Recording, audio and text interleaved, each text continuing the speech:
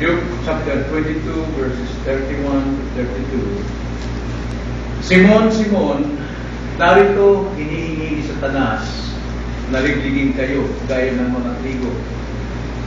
Subalit ako ay nananalangin para sa iyo upang ang iyong pananampalataya ay huwag mawala. Kung makabalik ka ng muli, palakasin mo ang iyong mga kapatid. Tayo mo na lang ang ganyan. Panginoon, pagpalain mo po ang inyong salita. Nawa ito'y matanggap ng aming mga puso. Nawa kayo po maluwalhati sa mga sandali nito. In Jesus' name.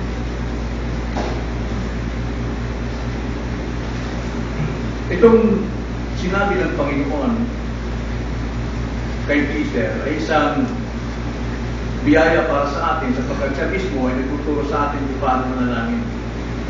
Siya nagpakita ng halimbawa kung paano natin panalangin ang ating mga kapwa, lalo na sa mga kapatid natin may hina, mga nangangailangan. At dito may kita natin ang pagtuturo ng Panginoon kung ano yung laman ng ating panalangin. Mahalaga ito lalo sa mga kalalakihan. Ang ating panalangin kung minsan kabisado natin yung ating introduction, yung ating sasabihin, medyo memoryado. Dahil hindi natin alam kung ano yung sangkap ng ating panalangin. Paano natin papadalangin yung isang tao. Pero ito ang Panginoon, natuturo sa rito kung ano yung mga sangkap na dapat natin panalangin sa mga taong nangangailangan ng panalangin. Now, dito sa talata dito, makikita natin na si Satanas ay humingi ng kahintulot sa Diyos upang ligligin ang mga alagad. Ngunit ang Panginoon sa kanyang biyaya, binigyan ng babala ang kanyang mga alagad. At ito hindi lamang sa mga naunang mga alagad, kundi maging sa atin. Na anumang mga pagsubok, anumang trials na dumating sa aming buhay, alam natin, kasama sa Satanas dyan na lumiliglig sa atin upang tayo ay pahinain sa ating pananampalataya. Paboritong-paborito ni Satanas nagtuglain ng lahat ng kanyang galit ang mga tao ng Diyos. Ngunit, si Satanas, wala siyang sapat na kapangyarihan para gawan ang mga alagad ng Panginoon ng nais niya. Wala siyang ganong sapat na kapangyarihan para ibain, sirain ang mga alagad ng Panginoon, maliban na lamang kung siya'y paintulutan ng Diyos. Alam natin sa buhay ni Job, pinahintulutan talaga si Satanas. Ngunit ang ating Diyos ay matalino. Hindi sa maaaring malansi ni Satanas. Sapagkat, kung ating babasahin ang John chapter 10, verse 10, anong pagkakasabi noon sa John chapter 10, verse 10? Ganito ang pagkakasabi.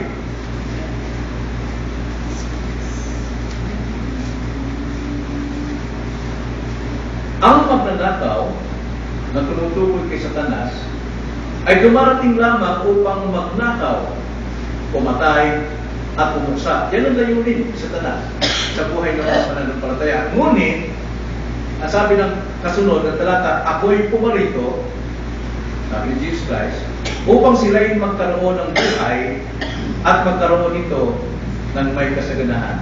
Mapapansin natin na unang gumagawa sa Satanas after ng fall, after na ang tao magkasala, gumagawa sa Satanas para durugin, pagnakawan, patayin ang mga tao ng Diyos, pero may intervention ng Diyos. Naparito si Kristo para magkaroon ng buhay ang kanyang mga tao at ang buhay nito ay kasaganahan. Kaya napakabuti. Hindi malinlang ni Satanas ang Diyos sa plano ni Satanas.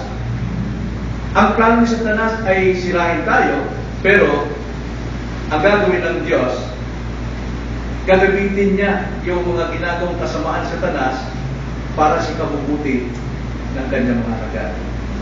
At higit sa lahat yan, kung ating mapapansin, ang sabi ni Jesus Christ dito sa ating talata, subalit ako ay nananalangin para sa iyo.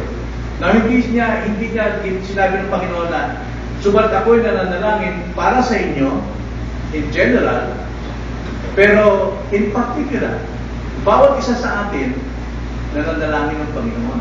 Napakalaga po mabigyan natin ng pansin yan. Subalit ako ay nananalangin para sa iyo. So ang ating Panginoon, maasahan. Minsan, hindi tayo nakakapanalangin, pero may namamagitan sa ating manalangin.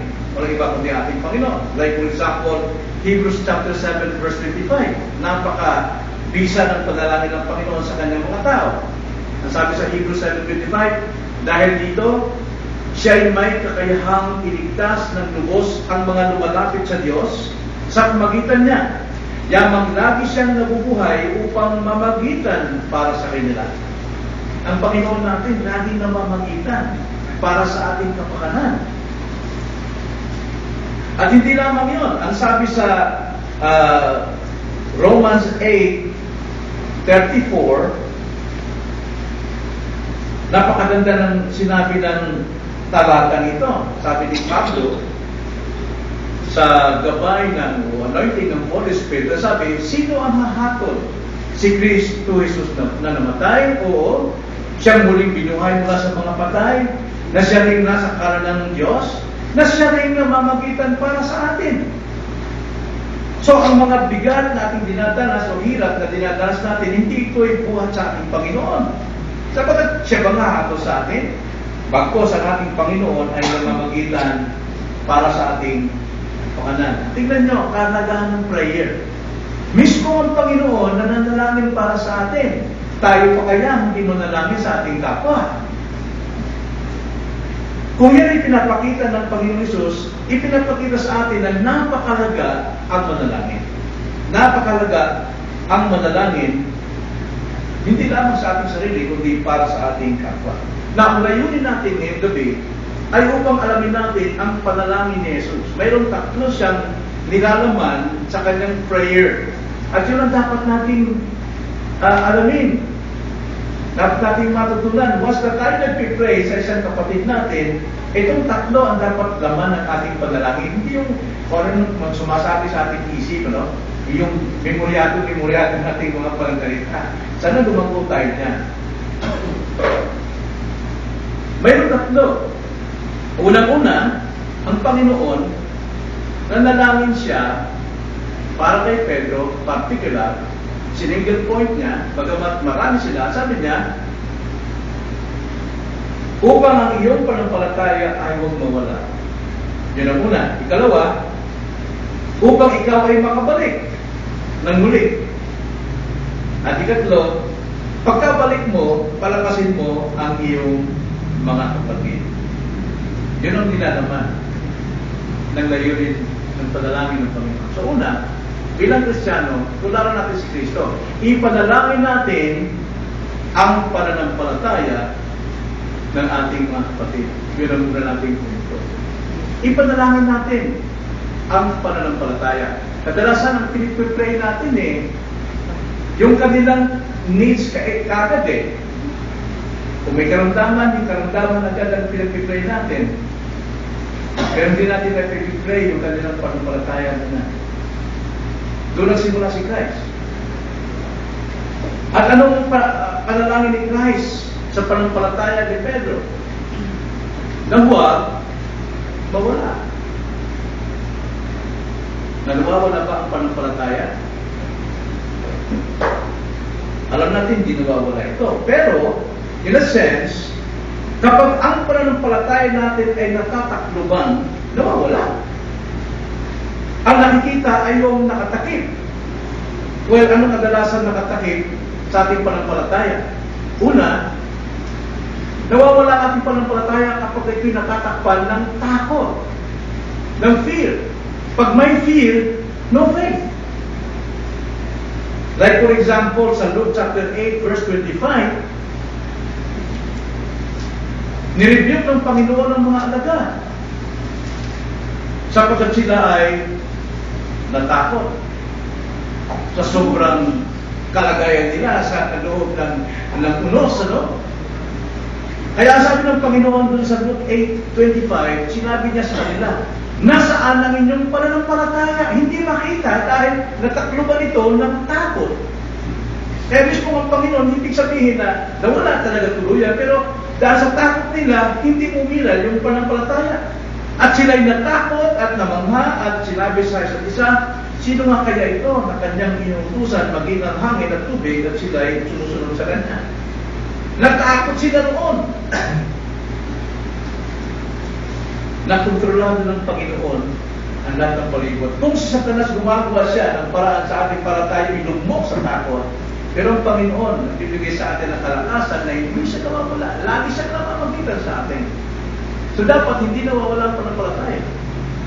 Ikalawa, nawawala rin ang pananampalataya kapag tumatakip dito. Kapag tumatakip dito ay ang kahambugan. Kayabangan, pride. Pagka mayroong pride, walang faith. Yung pride natin, pritong galunggong yun. Tingnan mo sabi sa verse 33.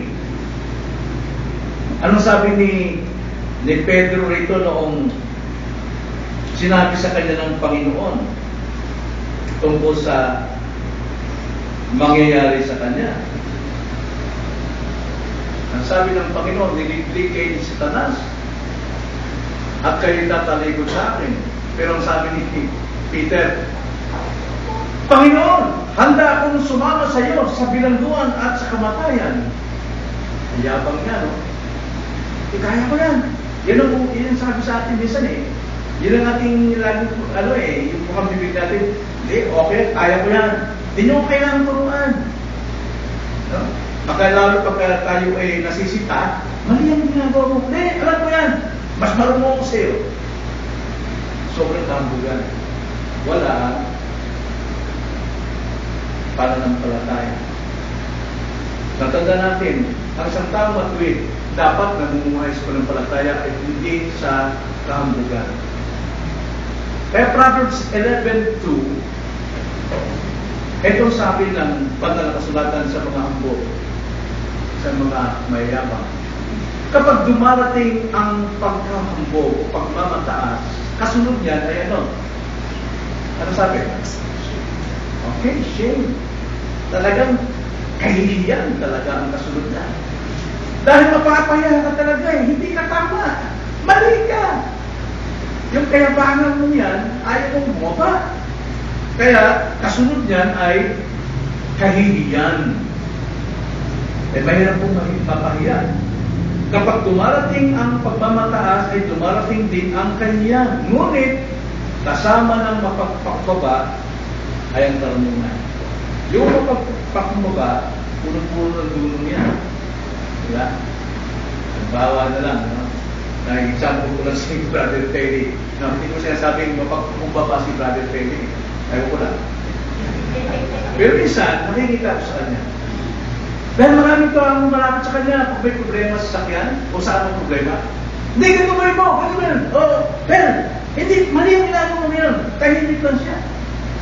Kasi alam na kung nagawin na. Alam niya tumingin ko ano yung mali. Alam niya kung tumingin ko ano yung dapat ayusin. MacGyver eh. Pero hindi niya pinagmamayabang. Kaya na pagka ginawa ni Brother Perry, napapagaling yung mga taong may ingay. Tama para si pero maraming satsa, maraming salita, nakala mo maraming magaling. Parang ilog yan na maingay, pero mababaw. Pagka ilog tayo himig marami. Mas mahigit pa sa mapagpakbaba, punong-puno ng karunungan. Yun ang nangyari. Nawawala ang pananampalataya kapag mayroong pride. Nawawala ang pananampalataya kapag mayroong takot. At hindi lang yun. Nawawala ba ang pananampalataya talaga? Na gaya na sinabi ko rin na hindi. Dahil mismong Biblia nagsasabi sa 1 Corinthians 13:13, anong sabi sa 1 Corinthians 13:13? Ang sabi, at ngayon ay mananatili ang alin? This three remains. Ang sabi, ano yung three na yun? Faith, And love. Bagamat, higit ang dakila ang love sa context dahil mayroon awayan ang Korinto. Pero, nandiyan ang reality, hindi mawawala ang pananampalataya. Gift yun eh. Yung gift na yan ng faith natin, alam natin, bigay yun noong regeneration, ng born again experience. Hindi na mawawala yan. Pero, nawawala ang pananampalataya kapag umihira ng takot, umihira ng yapang. Ganyan. So, tanging ang nawawalan ng pananampalataya lamang ay yung mga taong wala pa talagang totoong pananampalataya. Yun lang talagang mawawala. Pero ang Christian, kadalasan, napanghihinaan ng loob, pero hindi nawawala ang pananampalataya. Then secondly, ang laman ng panalangin. So kung mag-pray tayo, pag-pray natin yung kapatid natin na sana umiral yung kanyang pananampalataya, hindi mag-isip-isip tayo kung paano natin, minsan po, confess tayo ng ating kasalanan, wala naman sa konteksto ng prayer yun. Pag pray natin yung kapatid natin may sakit, mag-confess ka ng kasalanan. Hindi. Kailangan kung ano yung object natin, yun ay pag-pray. Ikalawa, ang sabi ni Jesus Christ, subalit ako ay nananalangin para sa iyo upang iyong pananampalataya ay huwag mawala at kung makabalik ka ng muli. So, inaasahan ng Panginoon talaga, ina-expect ng Panginoon na ang kanyang panalangin kay Pedro ay talaga naman effective at makakapagbalik siya. At yun din ang ating papanalangin sa mga kapatid natin, sa mga nangihina. Alam mo, kung may problema, medyo nanghihina talaga. So, ipanalangin natin, makapanumbalik sila sa kanilang katayuan. Makapanumbalik, tumayo muli ang mga Kristyano. Now, si Pedro, ano bang nangyari kay Pedro? Doon sa kanyang kayabangan, 3 beses niyang itinanggi ang Panginoon. Nakakaliwa. Di ba? Kala niya, sabi na, kahit mamatay na, sasama sa Panginoon. Pero tanungin siya ng isang babae, simpleng babae lang, abay, tinanggi niya, nagmura pa hanggang sa bandang. Na paano siya nakapanumbalik? Paano na-realize ni Peter na siya may kasala? Do you remember? Paano niya? Noong tignan niya ang Panginoon na nakatingin sa kanya, naalala niya ang sabi ng Panginoon. Natitilaw ang manang 2 beses, 3 beses mo kung ititinahin. Anong nangyari kay Peter? Nagbalagay pa rin ba siya? Papamababa siya. Alam mo, hindi talaga naglugmok si Peter because of his sin, may regrets and repentance. Hanggang sa muling pagkabuhay ng Panginoon after 3 days. Kahirap yung puso ni Peter nandun sa isang sulok lamang. Pero nung sabihin ng babae, ang sabi na ng anghel, ang mga alagad mauna sa Galilea at si Pedro. Okay, nagbuhayan si Pedro, hindi pala matalimutan ng Panginoon. Alam mo, ang nakapag-panumbalik kay Pedro, mismong salita ng Panginoon. Yung kanyang promise. Yung pangako ng ito. So, pag-pray natin. Yung mga kapatid natin nanghihina, sana mahalin nila ang salita ng Panginoon. Like for example, si Dr. kanina, mukhang, nagsiyan ba kayo sa kanya? Si Doktora? Mukhang ang nasa isip na is about God na eh. Sabi niya, galit ako sa mga born again. Kasi nag-preach sila na wala raw soul ang tao. Kapag namatay daw, ay tuloy-tuloy ng salitingan, tapos bubuhay daw. Sabi ko, hindi yan born again. Sabi, porto yan. Yeah. Ito si Doktora, medyo malapit na. Isang kantina lang siguro ito. Eh, medyo madadala na. Pagtulungan natin. Pagtulungan natin si Doktora. Tanging salita ng Diyos lang. Kasi hindi niya mahal ang salita ng Diyos, si Doktora Scanio, Doktora Tulio. Hindi niya mahal ang salita ng Diyos. Ang mahal niya ay religion. Kung puro pare, amin doon sa amin. Sabi mo sa kanya, dapat magkaroon ka ng faith sa buhay ka. Mayroon naman eh. Kasi lang, sabi ko, yung tulad niyang purgatorio, sabi mo, na kayong sa limbo. Alam mo, pala wala sa Biblia. Hindi, puro ng pare. Wala sa Biblia. Kaya dapat sa Biblia ka talaga. Hindi, may ibang interpretation. Huwag ka makipagtalo mo yan. Nagugutom na ako. Sabi ko, alam nyo, nagkakaroon ng maraming religion because of different interpretation. Ang tamang interpretation, the scripture itself. Kung dito nag-isip siya, magkakot na magpira. So, yun ang kulang eh. Kung mayroon tayong pagmamahal sa salita ng Diyos, all those promises, kapag tayo mo, atin lang ang lahanin. Kaya, meditate on it day and night. Yan ang sabi ng Panginoon kay Joshua. I-meditate talaga natin yung na-intake na nating word. Sabi ni Peter, tagapin nyo na may kagalakan ang pusong natanim sa inyong puso. Dahil once na nalugmok tayo sa problema, ibabalik ng Panginoon, kanyang salita, yung promise niya, itong nakapagpatayo kay Peter, talagang nakapalumbalik si Pedro.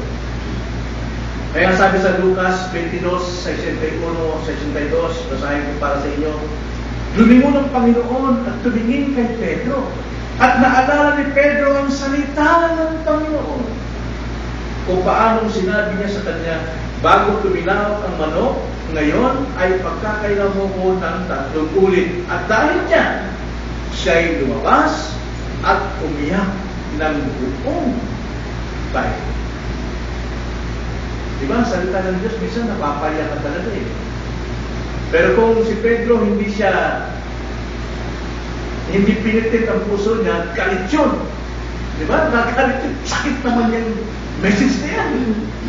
Pero dahil si Pedro, talagang nandun ang kanyang pagpapakababa, iniyak niya ang kanyang kasalanan.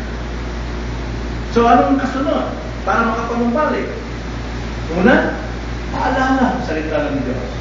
Ikalawa, aminin ang kasalanan para makapanumbalik. Yun ang ating pag-reply. Sana, Lord, aminin ang kanyang kasalanan. Pero nung sabihin ko na sa kanya yung word of God, na ito ang kasalanan mo, Galatians chapter 5, verse 19, yan ay kilos ng naman.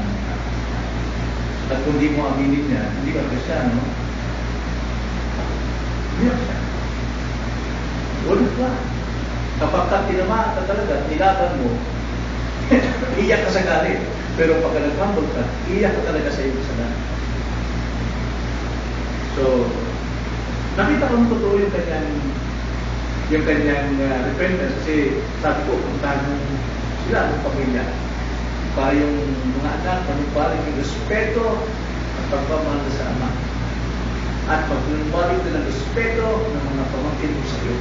Sinisina mo pamilya nito. Puntahan mo na. Isa po nagkansay niya.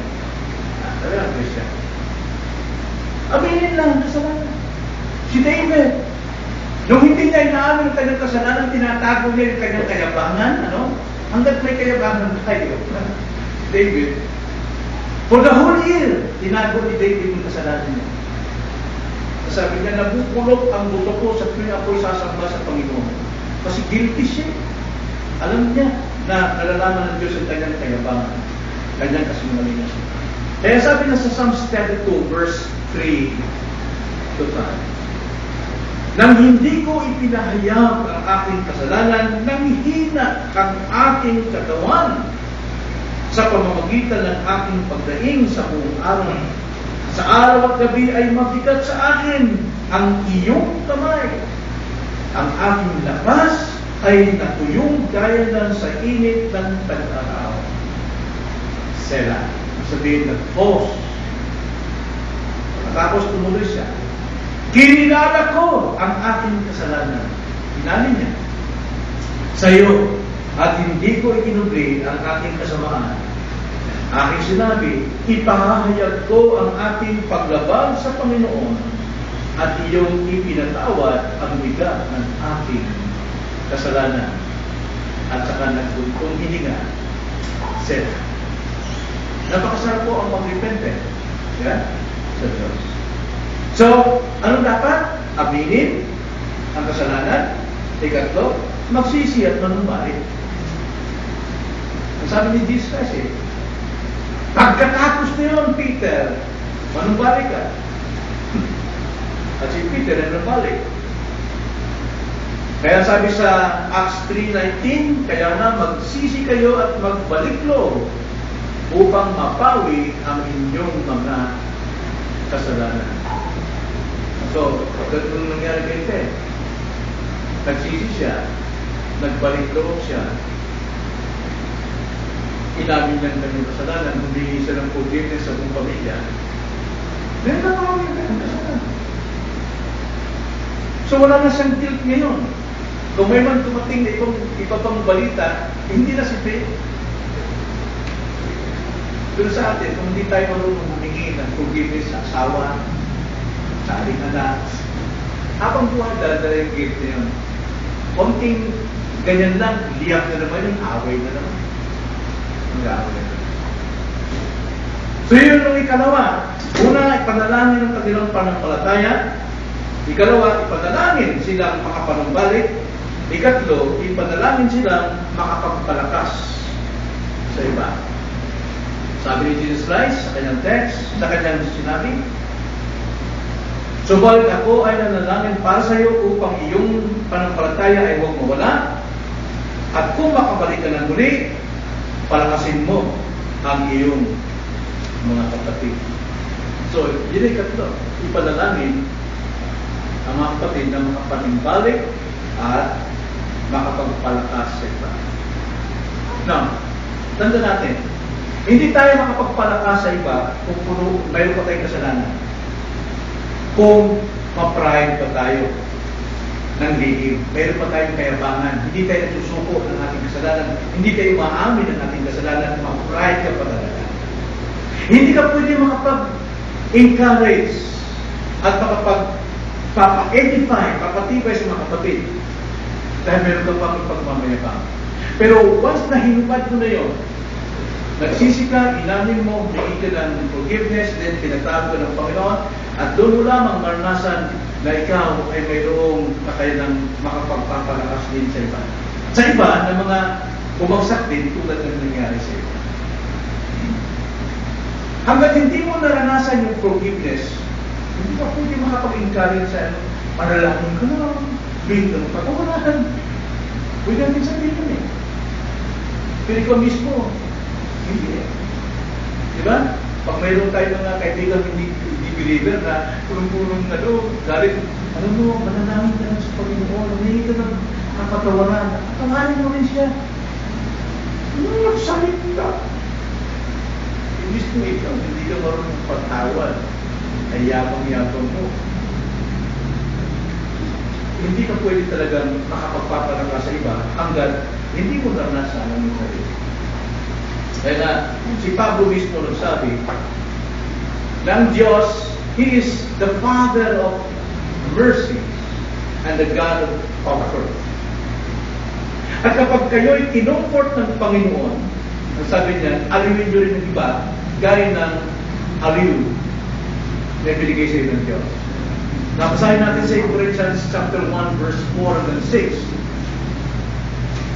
Ang sabi, na umaaliw sa atin sa lahat ng ating kapigatian upang maaliw natin ang nasa anumang kapigatian sa pamamagitan ng kaaliwan na naliw sa atin ng Diyos. Sapagkat kung paanong sumagana sa atin ang mga pagdurusa ni Kristo sa pamamagitan ni Kristo, ay sumasagana rin sa atin ang kaaliwan. Subalit kung kami man ay pinahirapan, ito ay para sa inyong kaaliwan at kaligtasan. At kung kami ay inaaliw, ito ay para sa inyong kaaliwan na inyong dinanas kapag kayo'y matagang nagtiitiis ng gayon ding paghihirap sa aming dinaranas. Ang bigat nito, mga kapatid. Kapag may nalito si Pablo, no? Pagka mayroon siyang kino-comfort, nako-comfort. Pero mamaya-maya, si Pablo na naman ang ginugulpi. Siya na naman ang ginabalingan. Yun ang sinasabi ng Kristyano, ayaw mo nang dumalo kasi noong di pa ako dumalo, wala akong problema eh. Pero dumalo ko, nagka-problema na. Si Pablo ngayon, nung siya ay mag-comfort, mamaya-maya siya naman ay tinutulisa. Pero sabi ni Pablo, kapag tinutulisa ako, ay para sa inyong katitibay. Bakit? Kung anong reaksyon ko, yun ang magiging reaction nyo at itibay kayo sa inyong pananampalataya. So, yun ang ating panalangin, na sila ay makapagpapalakas sa iba. At ikalawa, susunod doon, under doon, yakin kapag ikaw ay nakapanumbalik, kaya ganoon din, tayo ay makapagpalakas din sa iba. Imbis na hatulan natin yung mga taong bumabagsak, kasi tigas ng ulo na eh. Grabe ka kasi, hindi ka nakikinig ng tayo eh. Now, pagka ganun ang ating sinasabi, mayroon pa tayong hidden doon eh. Mayroon pa tayong nakatago talaga na hindi pa natin sinusurmo sa Diyos. Kaya judgmental pa rin tayo sa kanila. Pero kung tayo nakaranas ng kaliwan ni Kristo, yung kanyang kamatayan sa krus ng Kalbaryo, yung kanyang paghihirap ay dinanas natin, inangkin natin. Nas makita nung tayo pinatawad sa ating kasalanan, ay kaya natin mag-comfort din sa iba. Alisan na natin yung kalinisin sa ating mga kapwa, sa mag-asawa. Toxic, hindi sa tulong. Alisan natin yun. Pagpalakas na tayo sa iba. So nakita natin yung laman ng panalangin ni Christ. Yun din ang dapat natin panalangin. Huwag tayo mag-isip kung anong basta pampalabok ng prayer natin para lang masabing marami tayong pinag-pray, pero hindi man tumatama kung sa pinag-pray talaga, kundi pinapakita ka natin kung gaano tayo mahusay ng pray. Lagyan natin lang ang laman. Ano yung dapat laman ng panalangin? Tungkol sa panumpalataya, panag-pray natin. Sana'y tumibay sa panumpalataya. Huwag natakpan ito ng takot, ng kayabangan.